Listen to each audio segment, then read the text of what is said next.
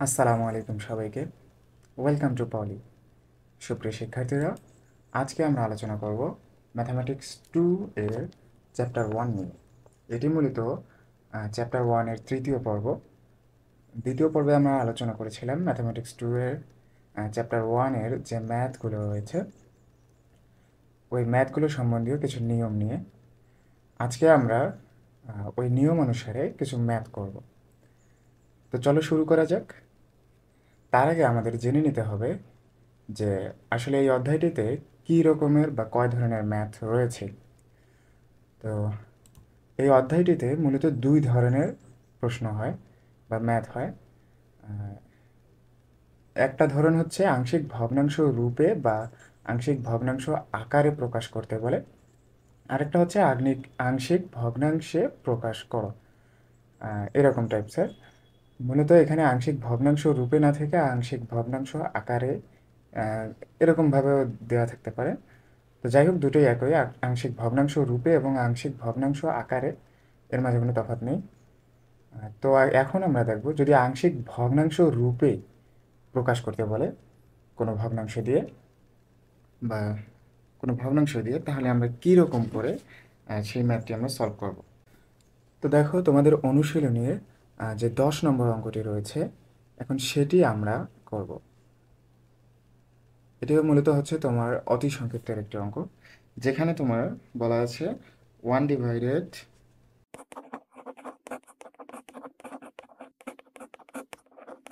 সুপ্রিয় শিক্ষার্থীরা, তোমাদের অনুশীলনের অতি সংক্ষিপ্ত প্রশ্নের 10 নম্বরে মূলত এই অঙ্কটি দেওয়া রয়েছে এবং বলা হয়েছে যে ভগ্নাংশটিকে আংশিক ভগ্নাংশে বা আংশিক ভগ্নাংশ রূপে প্রকাশ করো। তো এই ক্ষেত্রে আমরা কি করব? এই ক্ষেত্রে মূলত তোমাদের যা করতে হবে, তোমরা যে নিয়মগুলো দেখেছিলে ওই নিয়ম অনুসারেই বসাই দেবে শুধু। হ্যাঁ, সুপ্রিয় শিক্ষার্থীরা, দেখো, যদি তোমাদের দেয়া থাকে যে আংশিক ভগ্নাংশ রূপে প্রকাশ করো, হ্যাঁ, দিয়ে যদি এরকম কোনো ভগ্নাংশ দিয়ে যদি আংশিক ভগ্নাংশ রূপে প্রকাশ করতে বলে, তাহলে মূলত আমরা নিয়ম অনুসারে শুধু এই পর্যন্তই রেখে দেবো, অ্যান্ড এটি হবে অ্যান্সার। ওকে, আরও একটি দেখো, তোমাদের যে 12 নম্বর অঙ্কটি রয়েছে, অতি সংক্ষিপ্তের 12 নম্বর। ওকে,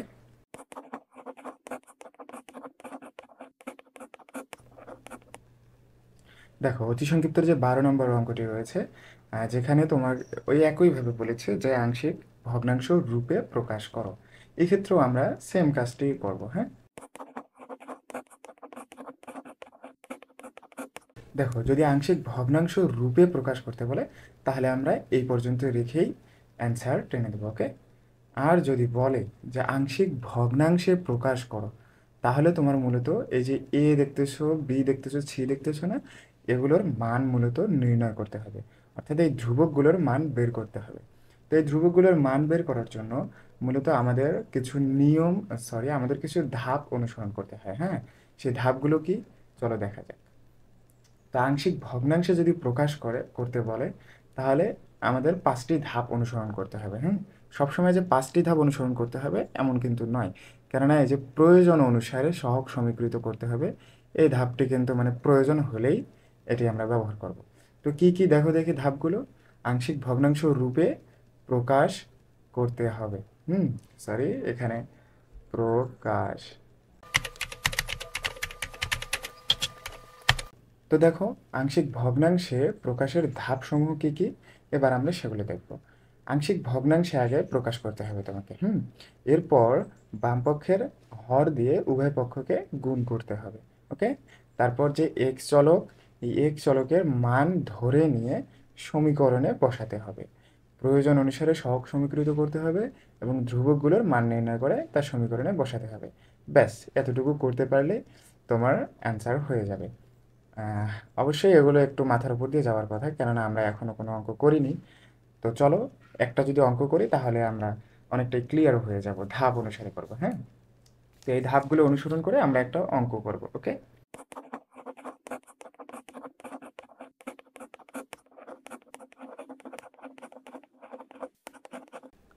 সুপ্রিয় শিক্ষার্থীরা, দেখো, তোমাদের অনুশীলনীর 20 নম্বর যে অঙ্কটি রয়েছে অতি সংক্ষিপ্তে আছে মূলত এটি। তো এখানে দেয়া আছে 1/x+1 ইন্টু x মাইনাস 1, এই ভগ্নাংশটিকে আংশিক ভগ্নাংশে প্রকাশ করতে বলছে। দেখো এখানে কিন্তু আংশিক ভগ্নাংশে প্রকাশ করতে বলছে, আংশিক ভগ্নাংশ রূপে বা আংশিক ভগ্নাংশ আকারে কিন্তু বলেনি। তো এই ক্ষেত্রে আমরা এখন কি করব? তো আমরা যে ধাপগুলো দেখিয়েছিলাম, প্রথম ধাপটি ছিল মূলত আংশিক ভগ্নাংশ রূপে প্রকাশ করতে হবে আমাদের। তো দেখো, তো শুরু করা যাক। এখন আমরা এটিকে আংশিক ভগ্নাংশে প্রকাশ করব। হ্যাঁ,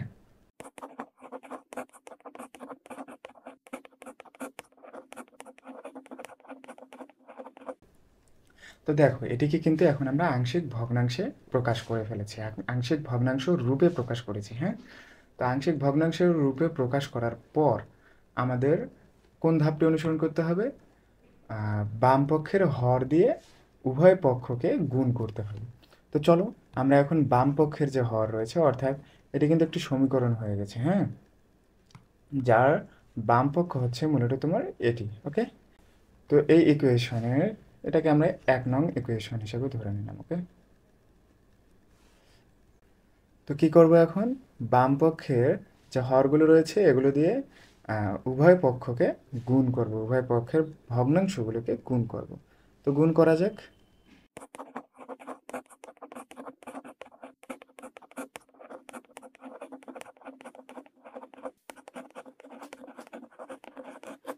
দেখো আমরা কিন্তু এই যে বাম পক্ষের যে হরটি রয়েছে x+1 ইন্টু x-1, এটি দিয়ে কিন্তু আমরা উভয় পক্ষকে গুণ করেছি। এই যে দেখো, উভয় পক্ষকে এখন আমরা গুণ করে ফেলেছি। তো দেখো দেখি, এখানে যদি এটি গুণ অবস্থায় থাকে উপরে নিচে, তাহলে এটি কি কাটাকাটি করা যায় না? হুম, এখানে কি আছে? x+1, এখানে x+1 কাটাকাটি করা যাবে, এখানে x-1 এবং এখানে x-1 কাটাকাটি করা যাবে। দেখো পরীক্ষায় কিন্তু আবার কেটে কেটে দিও না, আমি বোঝানোর স্বার্থে তোমাদের কেটে কেটে দেখাচ্ছি। পরীক্ষায় কিন্তু ভুলেও এরকম কাটাকাটি করা যাবে না। হ্যাঁ, তুমি ডিরেক্ট অ্যান্সার বসাই দেবে, সমস্যা নেই, টিচার বুঝে নেবে যে ওখানে ভাগ অবস্থায় ছিল বিধায় কেটে ফেলেছে। তো দেখো এখন এখানে কি থাকে তাহলে? এখানে শুধু থাকে বাম পক্ষে তোমার 1, আর ডান পক্ষে কি থাকে?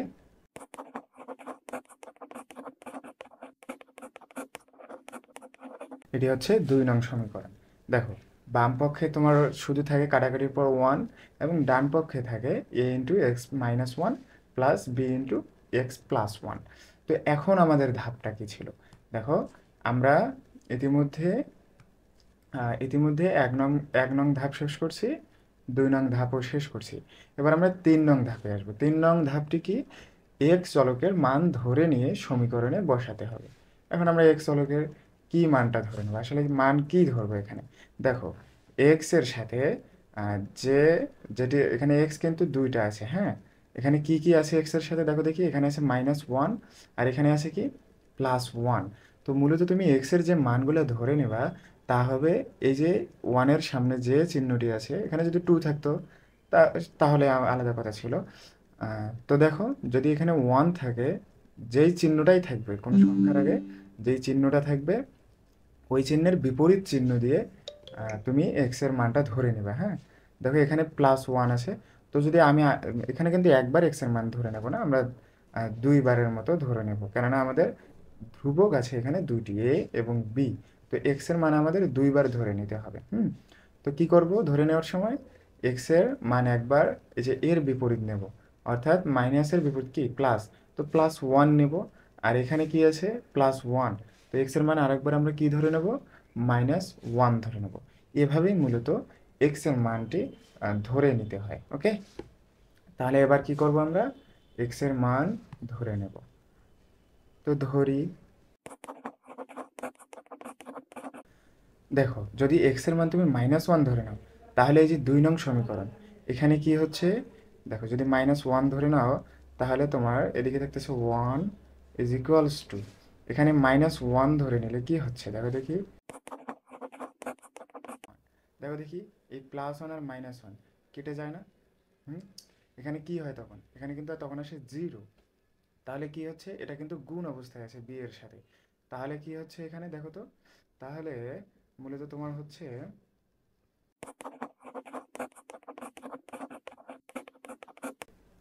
দেখো যদি আমরা এখানে এখানে তো আমরা 0 পাচ্ছি। হ্যাঁ, দেখো বি এর সাথে কিন্তু জিরো আসতেছে, আর জিরোর সাথে যদি পৃথিবীও গুণ দাও তাহলে কি হবে, মানে তো জিরোই হবে আলটিমেটলি।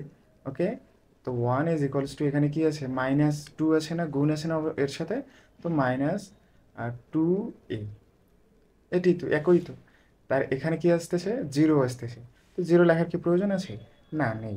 তাহলে আমরা এ এর মান আলটিমেটলি কি পাচ্ছি, দেখো এ ইজ ইকুয়ালস টু, তাহলে আমরা কি পাচ্ছি, এদিকে এটা গুণ আছে, এদিকে আসলে কি হয়ে যাবে, ভাগ হয়ে যাবে। তাহলে 1/2, এটা মূলত মাইনাস আছে একটা সামনে। তো এর মান আমরা আমরা পেয়ে গেলাম। এবার আমরা মূলত বের করব বি এর মান। তো বি এর মান বের করার সময় আমি কি বলেছিলাম, এক্স এর যেহেতু এখানে যেহেতু ধ্রুবক দুইটা রয়েছে, তো এক্স এর মান আমাদের দুইবার ধরে নিতে হবে।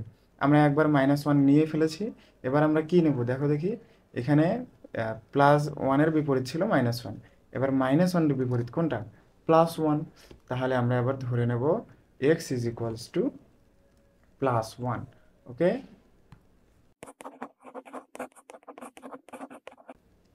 দেখো আমরা ধরে নিলাম এখন এক্স ইজ ইকুয়ালস টু +1, কোন সমীকরণে, 2 নং সমীকরণে। তাহলে কি হয়ে যাচ্ছে, দেখো দেখি, +1 যদি আমরা ধরে নিই, তাহলে এখানে যদি এক্স এর জায়গায় +1 আসে তাহলে কি হবে, দেখা যাক।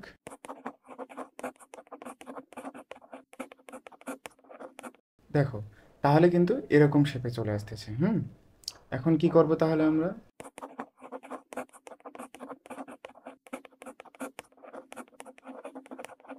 দেখো তাহলে আমরা বি এর মান কি পেলাম, বি এর মান আমরা ক্যালকুলেশন করে এখানে আমরা হাফ পেলাম। এখন আমরা বি এর মানটি কি করব, সমীকরণে বসিয়ে দেব। দেখো ধাপগুলো কিন্তু আমরা পড়েছিলাম, সর্বশেষ ধাপটি কি ছিল জানো, দেখো সর্বশেষ ধাপটি ছিল এক্স চলকের মান কিন্তু আমরা নির্ণয় করে ফেলেছি, এক্স চলকের মান আমরা নির্ণয় করে ফেলেছি। তো এক্স চলকের মান নির্ণয় করার পর দেখো 4 নাম্বারটা এখানে প্রয়োজন অনুসারে সহগ সমীকৃত করতে হবে। এটি কখন করতে হবে আমি পরবর্তীতে জানাবো ইনশাল্লাহ। তো দেখো আপাতত এটির কিন্তু দরকার পড়ছে না। এখন আমরা ধ্রুবক, মূলত উদ্দেশ্য হচ্ছে তোমার ধ্রুবকগুলোর মান নির্ণয় করা। আমরা কিন্তু এই 3টি ধাপেই ধ্রুবকগুলোর মান পেয়ে গেছি। কি কি পেয়েছি, এ এবং বি এর মান কি পেলাম, এ এর মান পেলাম -1/2 এবং বি এর মান পেয়েছি আমরা +1/2, সরি শুধু হাফ, +1/2 বললেও সমস্যা নেই। তো দেখো ধ্রুবকগুলোর মান নির্ণয় করে ফেলেছি, এখন নির্ণয় করে কি করতে হবে, তার সমীকরণে বসাতে হবে। কোন সমীকরণে, মূলত সেটা হচ্ছে 1 নং সমীকরণে। 1 নং সমীকরণটি কী ছিল দেখো দেখি, এখানে 1/x+1 into x-1 equivalent a/x+1 plus b/x-1, এই সমীকরণটি ছিল। এখন a এর জায়গায় আমরা কি বসাবো, a এর জন্য যে আমরা মানটি পেয়েছি -1/2, এই মানটি আমরা a এর জায়গায় বসাবো, এবং b এর জায়গায় কি বসাবো, যে হাফ আমরা পেয়েছি 1/2 মানটি পেয়েছি, ওইটি আমরা b এর জায়গায় বসাবো। ওকে, তাহলেই আমাদের এই যে আংশিক ভগ্নাংশে প্রকাশ করো এই প্রশ্নটার সমাধান হয়ে যাবে। তো চলো এবার আমরা a এবং b এর মান 1 নং সমীকরণে বসাবো। ওকে,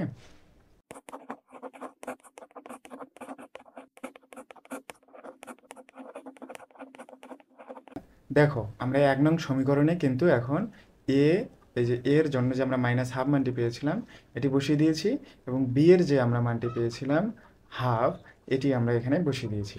মূলত এটি হচ্ছে অ্যান্সার। তাহলে বোঝা গেল আমরা এই যে ধাপগুলো অনুসরণ করব। আংশিক ভগ্নাংশ রূপে আগে প্রকাশ করব, তারপর বাম পক্ষের যে হরগুলো রয়েছে এই হরটা দিয়ে আমরা উভয় পক্ষকে, এই যে হরটা দিয়ে আমরা উভয় পক্ষকে গুণ দেব। বোঝা গেল। তারপর আমরা কি করব, তারপর আমরা মূলত করব এক্স চলকের মান ধরে নেব। ধরে নিয়ে যে 2 নং সমীকরণটি আমরা নির্ণয় করব। এই যে এই 2 নং সমীকরণে এক্স এর যে মান আমরা ধরে নেব, এটি আমরা বসিয়ে দেব ক্রমান্বয়ে, বসিয়ে দিয়ে আমরা এ এবং বি ধ্রুবকের মান আমরা নির্ণয় করব। তো এক্স এর মান আমরা কিভাবে নিয়েছি দেখালাম। এক্স এর মান মূলত তুমি নিবা এই যে এক্স এর সাথে যেই সংখ্যাটি প্লাস অথবা মাইনাস অবস্থায় রয়েছে, যদি প্লাস অবস্থায় থাকে, দেখো যদি প্লাস অবস্থায় থাকে তাহলে এর বিপরীতটা নিবা। এর বিপরীতটা কি, -1, তো -1 ধরে নিবে একবার। আর এখানে দেখো -1 আছে, তো এর ক্ষেত্রে কি করবো আরেকবার, তো আরেকবার তুমি নিবা +1, মানে এর বিপরীতটা নিতে হবে। তো নিয়ে এক্স এর মান এই একবার +1 একবার -1, সবসময় যে +1 -1 নিতে হবে এমন কিন্তু না। এখানে যদি অন্য সংখ্যা থাকে তাহলে সেক্ষেত্রে কিন্তু ওর বিপরীত, ওই সংখ্যার বিপরীত সংখ্যা দিয়ে তোমার এক্সের মানটা নিতে হবে। এটা মাথায় রাখবে, আবার ভুলে গেলে কিন্তু চলবে না। হ্যাঁ, তো এবার আমরা কি করেছি, তারপর এক্সের মান ক্রমান্বয়ে এই অঙ্কের ক্ষেত্রে -1 এবং একবার +1 ধরে নিয়ে আমরা একবার এ এর মান বের করলাম। দেন আমরা কিসের মান বের করেছি, দেন দেখো আমরা কিন্তু এক্সের মান একবার +1 ধরে নিয়ে এখানে বি এর মান বের করেছি। এ এর মান আমরা কি পেলাম, এ এর মান আমরা পেয়েছি -½ এবং বি এর মান আমরা কি পেয়েছি দেখো +½ সরি, শুধু হাফ বললেই হয় না, তো হাফ আমরা পেয়েছি।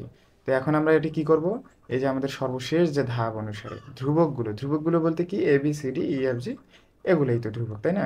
তো এই ধ্রুবকগুলোর মান যখন আমাদের নির্ণয় করা হয়ে যাবে, তখন আমরা কি করব, 1 নং সমীকরণে সেগুলো বসিয়ে দেবো। 1 নং সমীকরণ কোনটি ছিল, দেখো 1 নং সমীকরণ ছিল এটি। তো 1 নং সমীকরণে এ এর জায়গায় আমরা এ এর মান এবং বি এর জায়গায় আমরা বি এর মান বসিয়ে দিয়ে সর্বশেষ আমরা এই উত্তরটি পেয়ে গেলাম।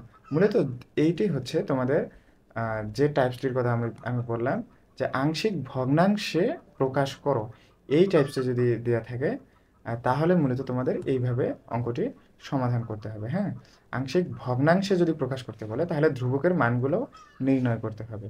আর ধ্রুবকের মানগুলো নির্ণয় মূলত এই যে ধাপসমূহে আমি দেখিয়েছি, এই ধাপসমূহের এই ধাপসমূহ অনুসারেই তোমাদের ধ্রুবকগুলোর মান নির্ণয় করতে হবে। ওকে, তো ধ্রুবকগুলোর মান নির্ণয় করে আমরা সর্বশেষ এই উত্তরটি পেয়েছি। মূলত এইভাবেই এই টাইপসের অঙ্কগুলোর সমাধান করতে হয়। তো ঠিক আছে, পরবর্তী ক্লাসে ইনশাল্লাহ দেখা হবে আবারও কোনো নতুন অঙ্ক নিয়ে। ততক্ষণ ভালো থেকো, সুস্থ থাকো, আল্লাহ হাফেজ।